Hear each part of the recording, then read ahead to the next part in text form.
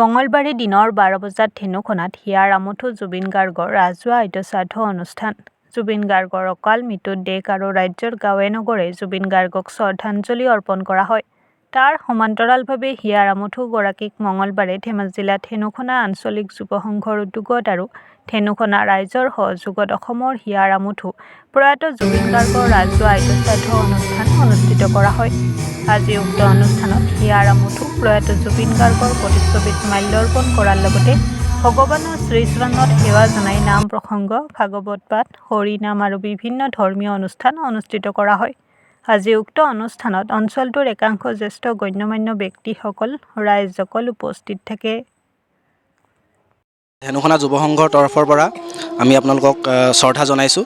আজি আমি ধেনুখনা যুৱ সংঘ আৰু ধেনুখনা গাঁৱৰ সমূহ ৰাইজৰ সহযোগত আমাৰ প্ৰাণৰ শিল্পী, আমাৰ এটা জাতীয় সত্তা জুবিন গাৰ্গদেৱৰ দিনজোৰা কাৰ্যসূচীৰে আমি আদ্যশ্ৰাদ্ধ পাতিছোঁ।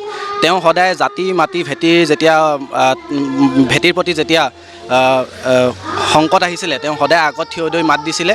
তেনেদৰে যেতিয়া অসমত বিপ্লৱৰ সৃষ্টি হ'ব, নিকৃষ্ট ৰাজনীতি যেতিয়া আমাৰ জাতি মাতি ভেটিৰ প্ৰতি সংকট আনিব, তেতিয়াই ভূপেন হাজৰিকাদেৱৰ গান আৰু জুবিন গাৰ্গৰ গান সদায় আমাক সঁহাৰি জনাব, তাকে কৈছোঁ। আৰু আমাৰ গাঁৱৰ জ্যেষ্ঠজন আছে, তেওঁলৈ মই স্পীকাৰটো আগবঢ়াই।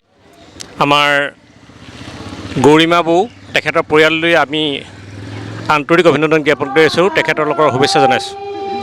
আমি গৌৰৱ, আমাৰ সকলোৰে গৌৰৱ, ভাৰতবৰ্ষৰ গৌৰৱ, পৃথিৱীৰ গৌৰৱ, সন্মানীয় প্ৰয়াত জুবিন দালৈ আমি আমাৰ ধেনুখনা আঞ্চলিক নাট্য সংঘৰ সৌজন্যত অনুষ্ঠিত হোৱা এই শ্ৰদ্ধাঞ্জলি অনুষ্ঠানৰ পৰা আমি ধন্যবাদ জ্ঞাপন কৰিছোঁ আৰু তেখেতৰ আত্মাৰ সদগতি আমি কামনা কৰিছোঁ।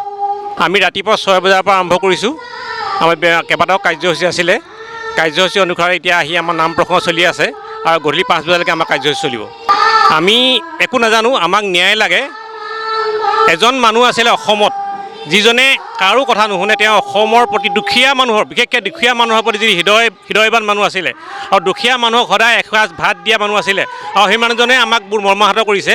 তেখেত জীয়াই থকা হ'লে আমাৰ অসমত আৰু বহুত কৰিবলগীয়া কাম থাকি গ'ল, ইতিমধ্যে সেইখিনি আধৰুৱা হৈ গ'ল।